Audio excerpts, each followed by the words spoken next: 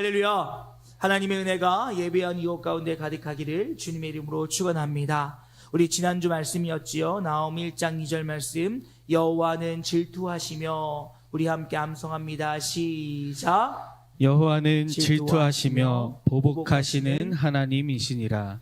여호와는 보복하시며 진노하시되 자기를 거스르는 자에게 여호와는 보복하시며 자기를 대적하는 자에게 진노를 품으시며. 나훔 1장 2절 말씀. 아멘.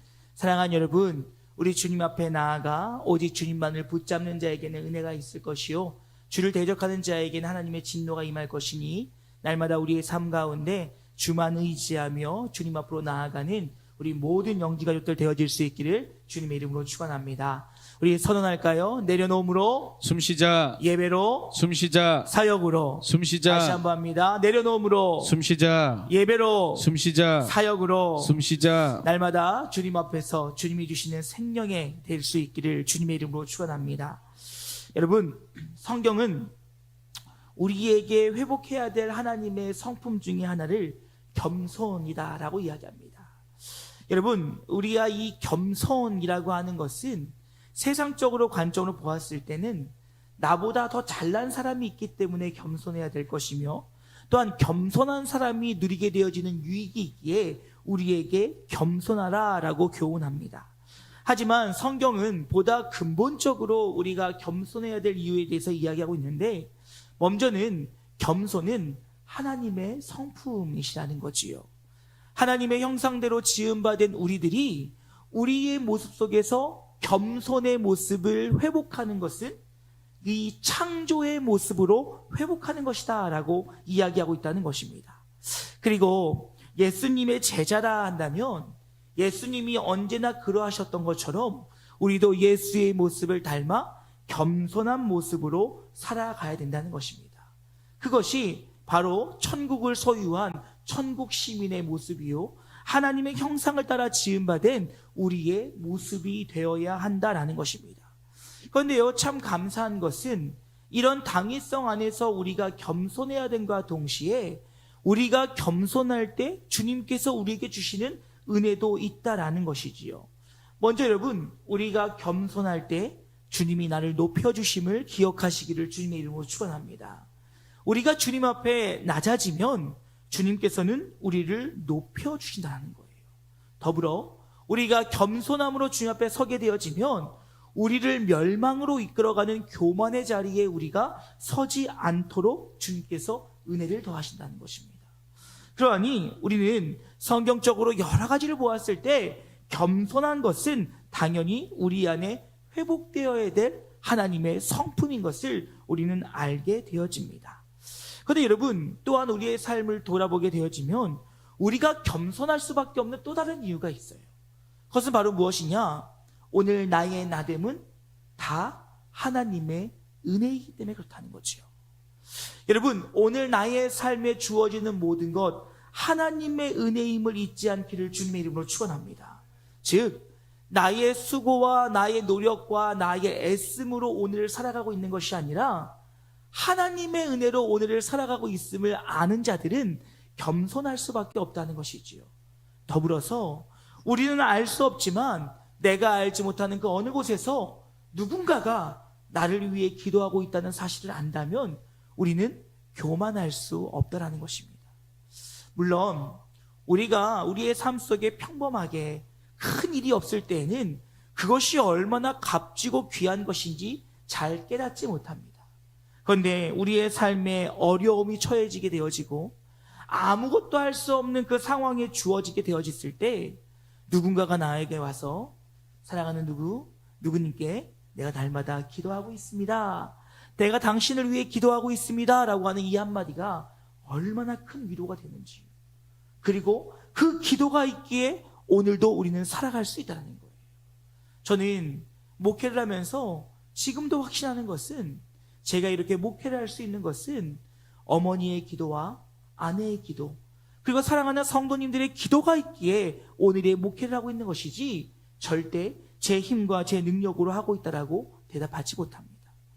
그러기에 이 사실을 아는 우리들은 겸손할 수밖에 없다라는 것이지요.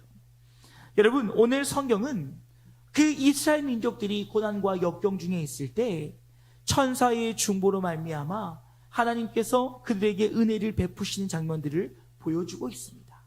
물론 천사의 중보가 없이도 주님께서는 우리의 모든 상황과 형편을 아시기에 우리를 회복시키시지만, 오늘 이 스가랴는 이 문학적인 많은 요소들을 담고 있는 책이기에 우리가 잘 이해할 수 있도록 그 누군가의 중보를 통해서 하나님의 회복이 일어난다는 사실들을 우리에게 보여주고 있습니다. 여러분, 이 스가랴서의 배경을 보게 되어지면 바벨론 포로 70년의 시간이 끝나고 난 뒤에 이제 그 주전 539년 고레스가 페르시아의 왕이 되어 바벨론을 이제 그들이 점령하게 되어지면서 그들의 이 포로 정책이 바뀌고 있는 것을 볼 수가 있습니다. 예전엔 바벨론은 자신의 나라로 불러들여 그들을 가르치고 교육하여 그들을 자신의 바벨론화 시키는 것이 그들의 목적이었다면, 이제 페르시아는 각자의 고향으로 각자의 집으로 돌아가 그곳에서 열심히 땀 흘리고 수고하고 너희들 것을 지킴으로 너희들이 얻어지는 소산을 나에게 바치라 라고 그 정책을 펼치고 있다는 것입니다. 그래서 고레스는 칙령을 발표하지요. 너희들의 집으로 돌아가라고요.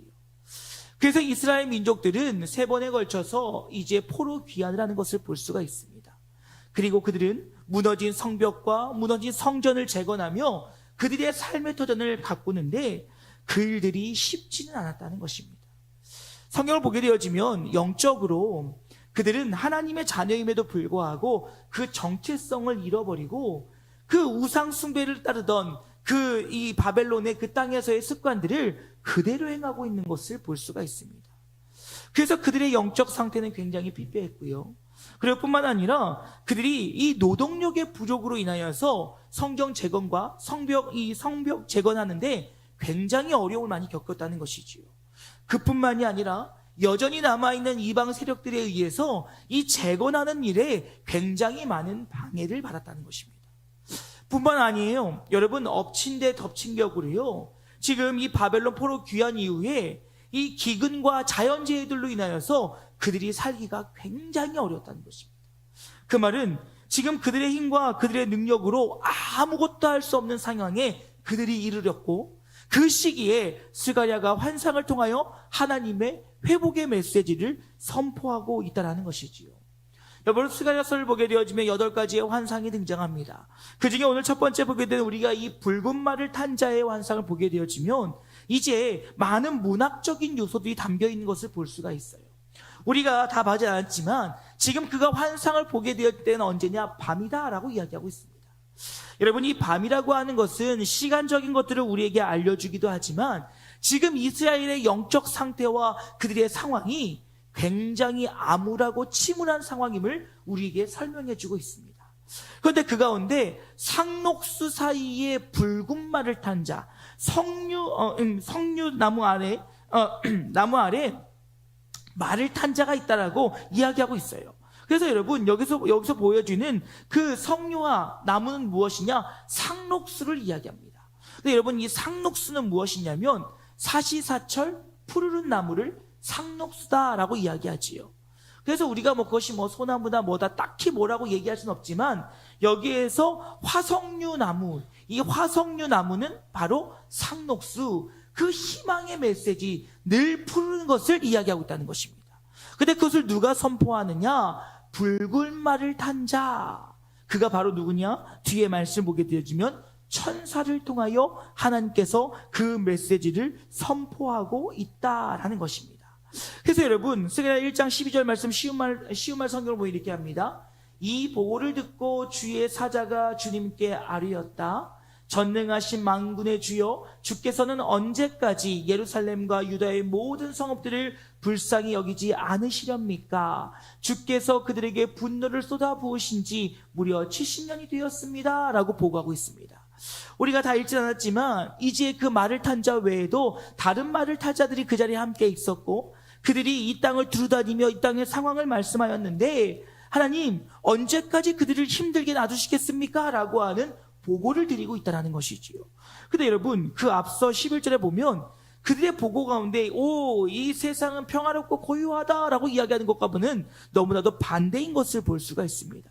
이 말은 무슨 말이냐면 지금 이스라엘 민족들이 바벨론 포로에 귀환하고 난 뒤에 그들의 상황은 너무나도 힘들고 어려웠지만 당시를 제패했던 페르시아는 고요하고 평안했다는 거예요.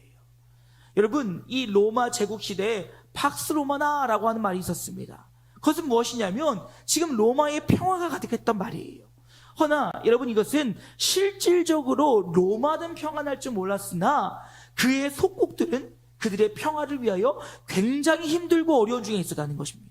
그러니까 지금 이스라엘 민족도 바벨론 포로에 귀한 뒤에 그들의 삶이 너무나도 힘들고 어려워서 그들이 눈물과 아픔과 고통 속에 있을 때에 하나님께서는 그 천사들의 모습, 그 보고를 통하여서 이 땅 가운데 하나님의 은혜가 있을 것을 선포하고 있었다라는 것이지요.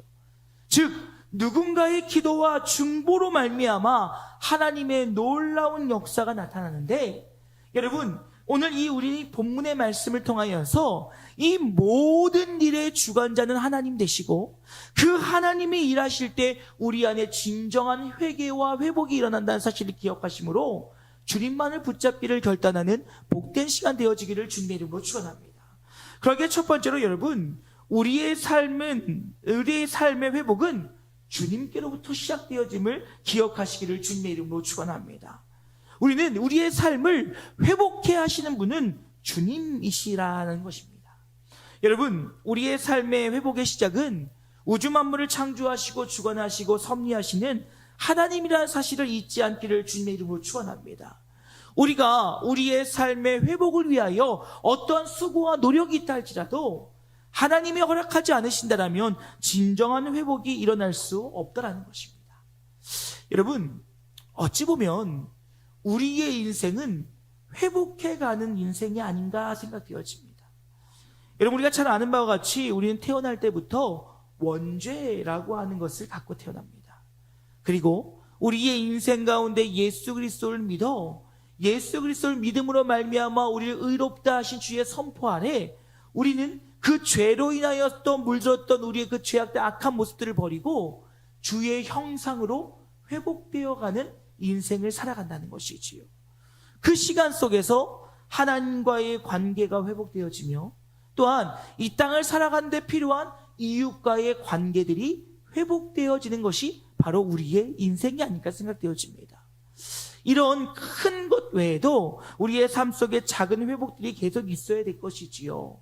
하나님이 우리에게 주셨던 성품의 회복들이 있어야 될 것이고, 또한 이웃과의 관계 무너짐이 있다면 관계 회복이 있어야 될 것이고, 건강에 어려움이 있다면 건강의 회복이 있어야 될 것이고, 또 우리의 재물의 물질의 어려움이 있다면 그것들이 회복되어질 것이며, 우리의 마음과 우리의 생각에 어려움이 있다면 그것들이 회복되어질 것이고, 회복되어질 것이 너무너무 많이 있다는 것이죠.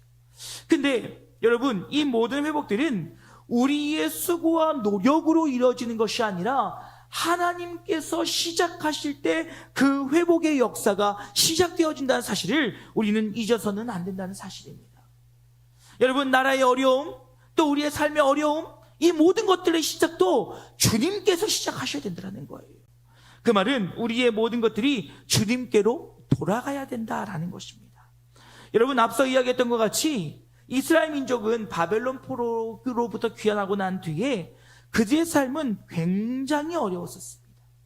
그런데 하나님께서 그들에게 계속 요구하셨던 바는 무엇이냐면 너는 내게로 돌아오라라는 거예요. 우리가 읽지 않았지만 오늘 본문 3절의 말씀에 보면 내가 내게로 돌아오면 나 역시도 너에게로 돌아가겠다라고 주님은 분명하게 말씀하고 있다라는 것이지. 그러니 여러분, 너희가 내게로 돌아오게 되어지면 내가 너희를 회복하게 할 것인데 14절과 15절의 말씀 보면 주님께서는 회복을 위하여 선민들에게 바벨론 포로에 70년 허락하셨으나 이 악한 자들은, 이 이방 것들은 하나님의 그런 그 뜻과 계획을 모른 채 자신들의 것을 누리기 위하여서 그들의 모든 것을 다하여 이스라엘 민족들을 괴롭히고 있었다는 거예요. 그의 16절 말씀 뭐라고 얘기했죠? 이렇게 얘기합니다. 그러므로 나 주가 말한다. 이제는 내가 내 백성에 대해 불쌍히 여기는 마음을 품고서 예루살렘으로 돌아왔으므로 그곳에 나의 거룩한 성전이 다시 건축될 것이고 또한 예루살렘 성읍을 재건할 측량줄도 다시 띄어질 것이다. 이것은 나 전능한 만군의 주의 말이다 하여라 라고 얘기하고 있습니다. 여러분, 주님께서 회복을 선포하시는데 그 회복의 주체가 누구라고 이야기하십니까? 하나님이시라는 거예요. 너희들이 70년의 포로의 그 어려운 시간들 속에서 이제 다시금 돌아오게 되었는데 이제 너희의 땀 흘림과 수고와 노력으로 성전이 재건되어지고 성벽이 재건되어지고 너희의 지난 삶의 모든 것들이 회복되어지는 것이 아니라 이제 내가 너희에게 손길을 내림을 통하여 내 손을 뻗음을 통하여 너희들의 회복이 일어나게 될 것이다 라고 말하고 있습니다. 여러분, 우리가 회복을 원한다면 회복의 주체 대신 그 주권자 대신 하나님께로 돌아가야 됨을 기억하실 수 있기를 주님의 이름으로 축원합니다.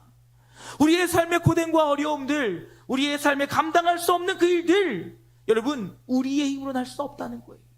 그렇다면 우리가 해야 될 일은 바로 무엇이냐?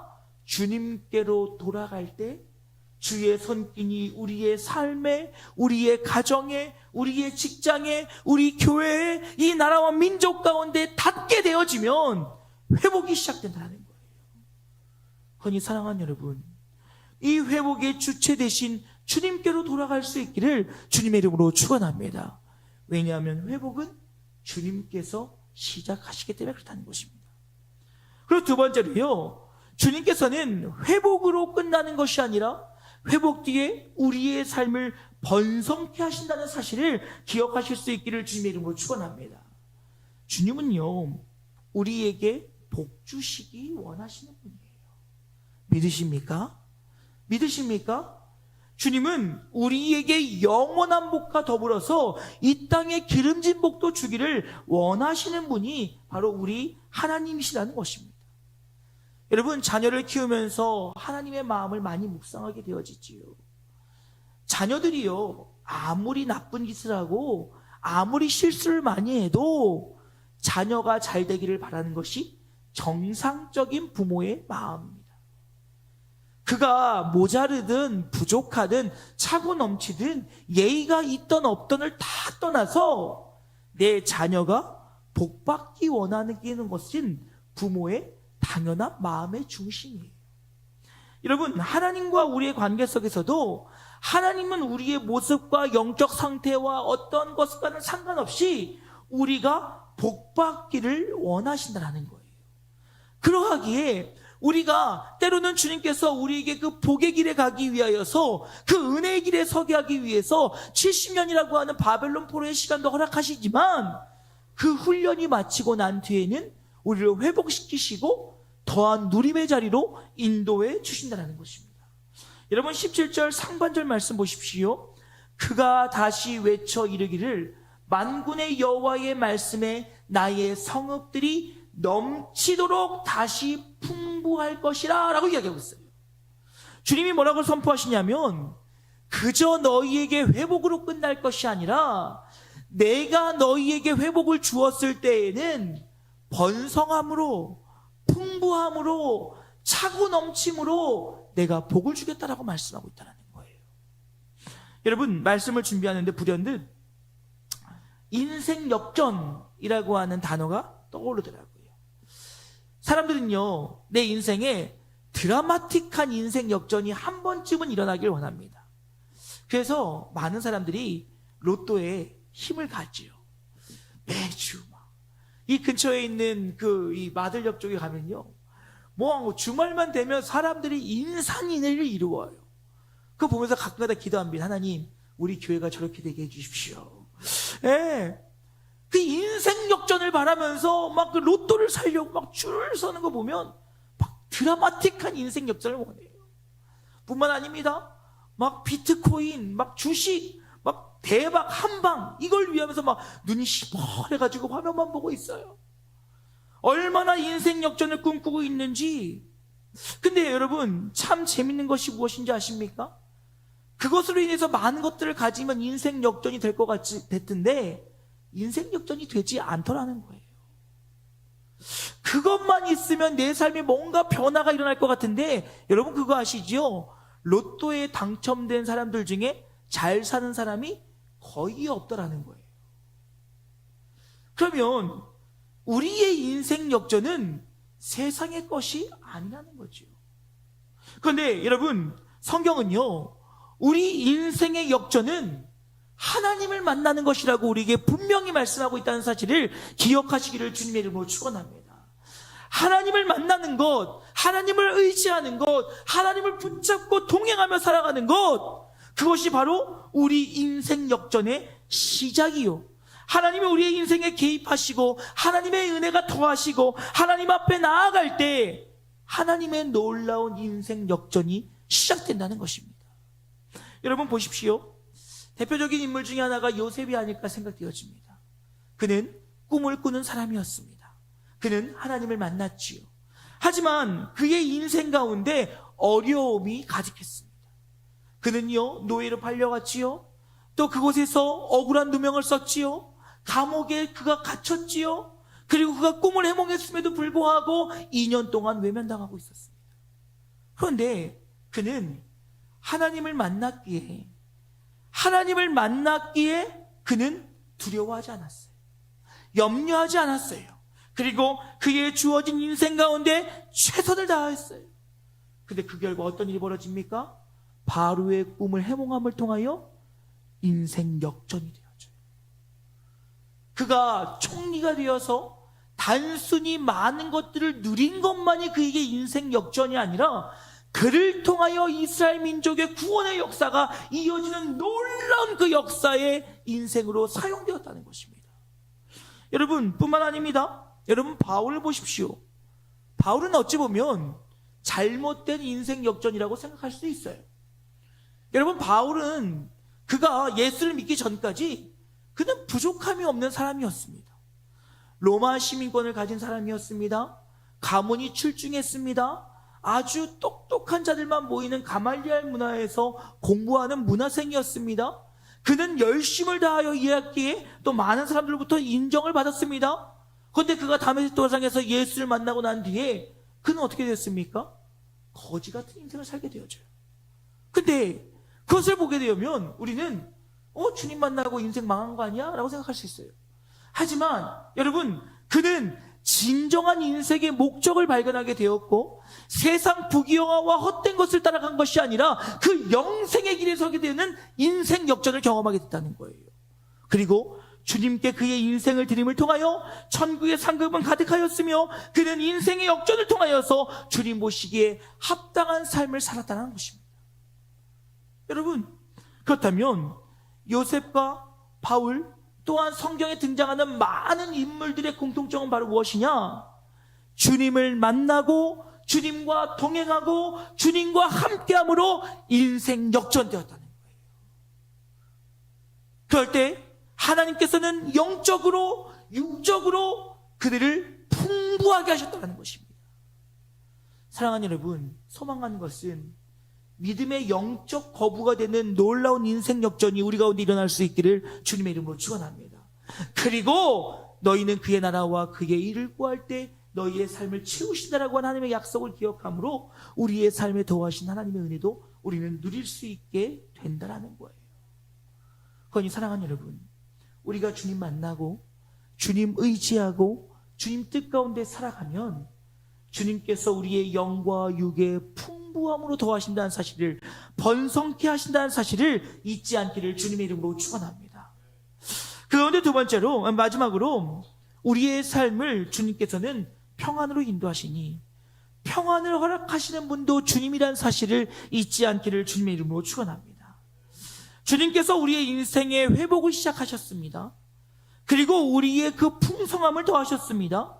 그리고 우리의 그 인생 가운데 평안함으로 인도하실 분도, 그것을 유지케 하실 분도 오직 하나님이라는 거예요.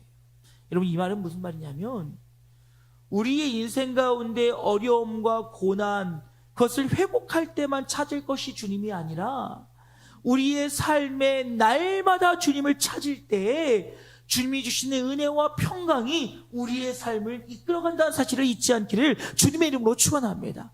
다시 말해서 힘들고 어려울 때만 주님을 찾고 붙잡는 인생이 아니라 나의 인생 가운데 날마다 주님을 붙잡고 나아갈 때 그때 주님이 주시는 평안이 날마다 우리의 삶을 풍요하게 한다는 거예요. 여러분 17절 하반절 말씀 보십시오. 여호와가 다시 시온을 위로하며 다시 예루살렘을 택하리라 하니라라고 이야기하고 있어요. 여러분 뭐라고 얘기합니까? 다시 그 일을 행하시는데요. 근데 이 말을 쉬운 말 성경을 보니까 이렇게 해석하고 있어요. 나 주가 다시 시온을 위로하고 다시 예루살렘을 선택하여 나의 거룩한 도성으로 삼겠다라고 이야기하고 있습니다. 여러분 이 말은 무슨 말입니까? 주님께서 내가 다시 너희들과 함께 영원히 동행하겠다는 거예요.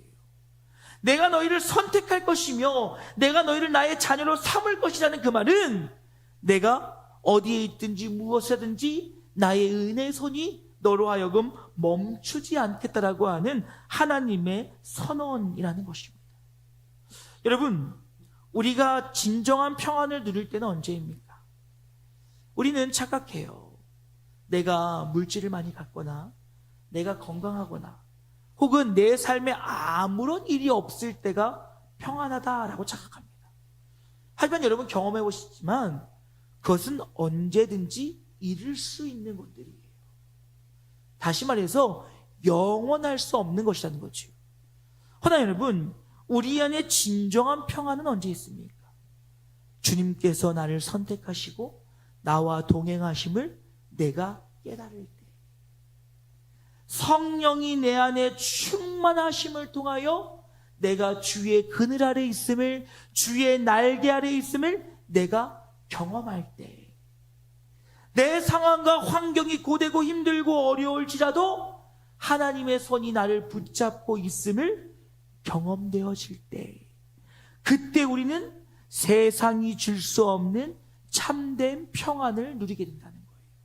그러면 그 평안은 누가 주인이신 거예요? 하나님이 주인이신 거예요. 내 상황과 환경과 여건이 주인이 아니라 하나님이 주인 되셔서 하나님이 나를 붙잡으실 때 그때 우리는 진정한 평안을 누리게 된다는 것입니다. 여러분 이것을 안식일에 그대로 적용해 볼까요? 여러분 우리는 안식일에 대해서 오해가 있어요. 안식일은 그냥 쉬는 것이다 라고 하는 착각이 있습니다. 그러나 여러분 성경에서 보여지는 안식일은 무엇이냐면 세상 속에서 살아가고 있던 우리들이 그 모든 일을 단절하고 하나님의 시간 안으로 들어와 하나님과 교제함으로 하나님께 공급받는 시간이 안식일이에요. 그러니까 아무것도 안 하고 손 놓고 뭐 쉬고 있고 우리가 마치 TV 보고 있는 것처럼 그것이 우리가 안식하는 것이 아니라 우리의 생명의 근원 되시며 우리의 모든 것의 주관대 되신 하나님과 교제함을 통하여 그 교제 가운데 쉼을 누리게 되는 것. 내가 봉사하고 헌신하고 주님을 예배하는 가운데 그 가운데 주시는 은혜의 풍성함으로 우리의 영의 쉼을 누리게 되는 것이 안식이라는 거예요. 그러니까 여러분 우리가 교회를 안 가고 영상으로 드려도 됩니다 안 드려도 됩니다 라고 얘기하는 것은 참 의미 없는 질문이라는 거예요. 내가 주님 앞에 나오는 것 이것이 바로 안식인 거예요. 나와서 박수치고 찬양하고 일어나고 앉고 예배하고 설교 듣고 아멘으로 외치는 이게 안식인 거예요. 그냥 내 몸을 편하게 쉬는 것, 내 마음대로 그 시간을 쓰는 것, 그것이 아니라 주님과의 영적 교제를 통하여서 주님과 함께함으로 주님이 나에게 주시는 은혜를 공급받는 것, 이것이 안식이라는 것입니다. 그 말은 무슨 말이에요? 결국 우리의 모든 삶은 하나님의 공급하심으로 살아가야 되며 하나님의 공급하심이 내 삶에 있을 때 우리는 평안을 누리게 된다는 거예요. 이 일의 주관자가 누구예요? 하나님이시죠. 하나님의 은혜가 공급될 때, 하나님의 더하심이 있을 때, 하나님의 역사하심이 있을 때 우리는 오늘 우리의 삶에 허락하신 그 하나님의 그 모든 것들 가운데 참된 안식과 평안을 누릴 수 있게 된다라는 것입니다. 여러분, 이제 말씀 마치고자 합니다. 결론은 우리의 모든 것이 하나님 손에 있다는 거예요. 믿으십니까? 여러분, 이 사건, 이 일을 철저하게 신뢰하셔야 돼요. 이게 놓쳐지는 순간 우리는 숨을 쉴 수가 없어요. 이게 놓쳐지는 순간 우리는 쉼을 가질 수가 없어요. 왜요? 하나님으로부터 공급받지 않는 우리의 인생은 아무것도 할 수 없어요. 그러니까 여러분, 성경은 뭐라고 얘기해요? 너희가 세상에서 잘 나가는 거, 자랑할 것 하나도 없다는 거예요. 왜? 잠시 있다가 사라지는 거니까요. 너희들의 수고와 노력 좋아, 하지만 내가 허락하지 않으면 다 헛된 거라는 거예요. 그럼 여러분, 신앙생활하는 우리의 그 본질은 무엇이냐면 하나님께로 돌아가는 거예요.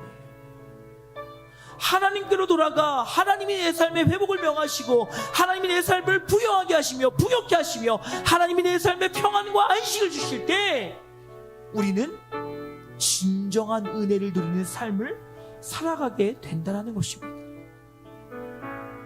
이 땅의 것들을 따라가며 이 땅의 것을 붙잡는 우리의 연약한 모습들 아무 소용없다는 것이죠. 우리가 이 땅 가운데 오직 하나님께 붙들려 하나님 앞으로 나아갈 때, 주님과 동행할 때 주님께서 일하신다는 거예요. 여러분, 우리의 삶이 지금 이스라엘 민족과 다를 것이 뭐가 있겠습니까? 정치적으로요, 너무 힘들고 어려운 상황이지요. 다들 이제 정치에게만 하면 막 열이 나가지고 막 싸우려고 막 으르렁거리고 있어. 얼마나 무서운 줄 몰라요. 여러분, 우리의 삶은 어떻습니까? 힘들어요. 어려워요. 정말 먹고 살기 힘들다는 얘기가 요즘에는 딱 어울리는 것 같아요. 그러다 보니까요, 사람들의 관계들이 다 무너져요. 싸우고요, 다투고요, 시기하고요, 질투하고요. 어려워요. 뭐 하나도 우리 마음 같지 않아요. 그럼 우리가 오늘 해야 될 일은 무엇이냐면 주님께로 돌아가는 거예요. 왜요? 그분이 우리의 인생의 주인 되셔서 회복을 명하실 때 회복이 일어날 것이요, 풍요를 명하실 때 풍요함이 임하실 것이며 평안을 선포하실 때 우리에게 평안이 임하기 때문에 그렇다는 거예요. 사랑하는 여러분, 우리가 주님께로 돌아가면 주님이 일하십니다. 믿으십니까? 우리가 주님께로 돌아가면 주님이 역사하십니다. 그리고 우리는 그것을 누리는 삶을 살면 됩니다. 사랑하는 여러분, 주님께로 돌아가 주님께서 일하시는 그 놀라움들을 경험하는 우리의 한 주간, 우리의 인생 되어질 수 있기를 주님의 이름으로 축원합니다. 우리 주님께로 돌아갔을 때 주님께서 우리의 삶에 일하신다라고 하는 그 믿음 가지고 주가 일하시니 함께 찬양하시고 기도하도록 하겠습니다.